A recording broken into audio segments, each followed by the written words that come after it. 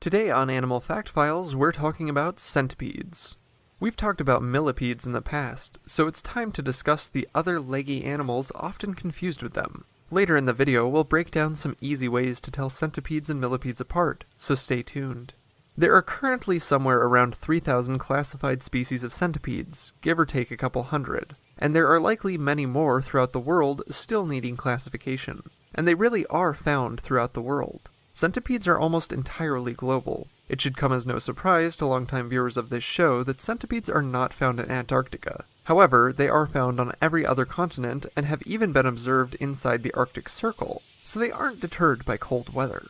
Centipedes are strictly terrestrial, meaning any stories about marine centipedes are likely either false or in reference to another creature, bristleworms, such as sand strikers, for example.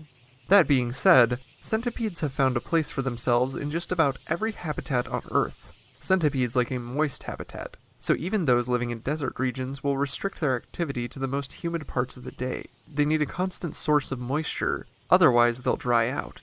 Like millipedes, centipedes have breathing holes in their bodies that they are unable to close, meaning they lose water faster than other arthropods who may more readily retain it. This is often why centipedes are found hiding in damp areas such as leaf litter, soil, under fallen logs, and under bark.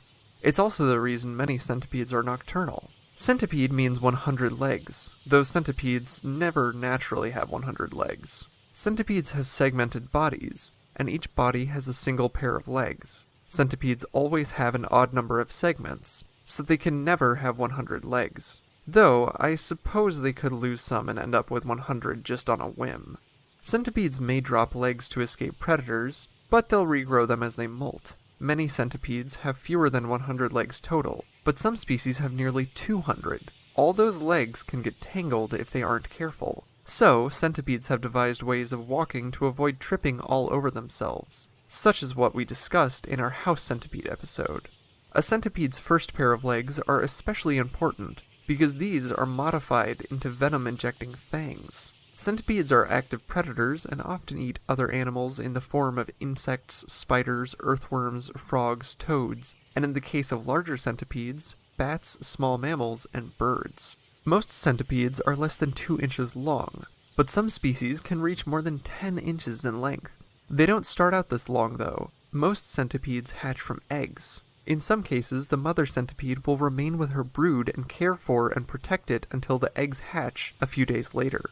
She'll remain with them until they start to disperse after a few days. Other centipedes just lay their eggs and leave, though they're generally laid under soil and hidden from the eyes of potential threats. As they grow, many centipedes will obtain new segments and pairs of legs until they reach adult size, and they may live to be more than 5 years old.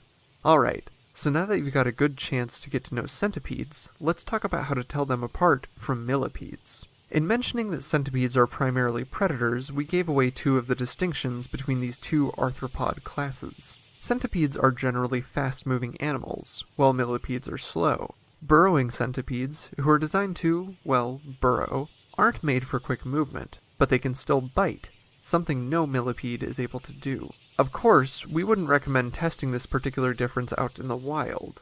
Another sign that a leggy creature is actually a centipede and not a millipede is the body shape. Centipedes are generally quite flat, so they can fit into those tight living quarters we talked about previously. Millipedes are generally quite round. There are exceptions to this too, because nature is just gonna do its own thing. And probably the most well-known difference between centipedes and millipedes is that centipedes only have 1 pair of legs per body segment, and millipedes have 2 pairs.